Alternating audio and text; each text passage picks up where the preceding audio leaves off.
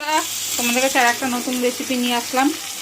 এটা কি মাছ তোমরা কমেন্ট করে বলো। এটা নুন হলুদ দিয়ে মা ভেজে নিয়েছে, ভাজা হয়ে গেছে মাছটা। এই দেখো মাছটা, বলো এটা কি মাছ? এই যে দেখতে পাচ্ছ মাছটা, এই যে এটা কি মাছ তোমরা কমেন্ট করে জানিও।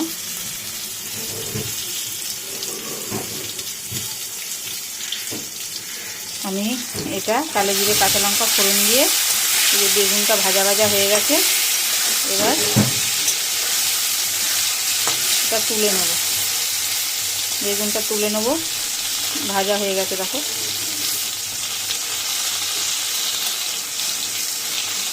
এটা বেগুন দিয়ে করছি।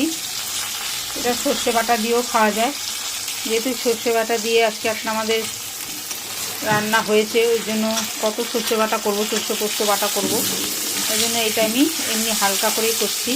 কালো জিরে কাঁচা লঙ্কা ফোড়ন দিয়ে, আর এই যে বেগুনটা ভেজে নিয়েছি, বেগুনটা ভাজাটা তুলে নেব। দেখো ভাজা হয়ে গেছে, এবার ভাজাটা তুলে নিলাম।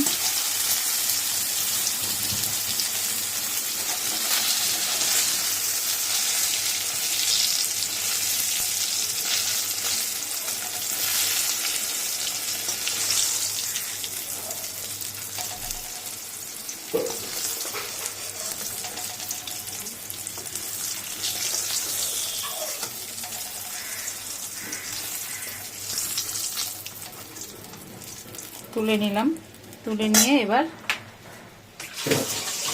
দেখো এর মধ্যে জল দিয়ে দেবো।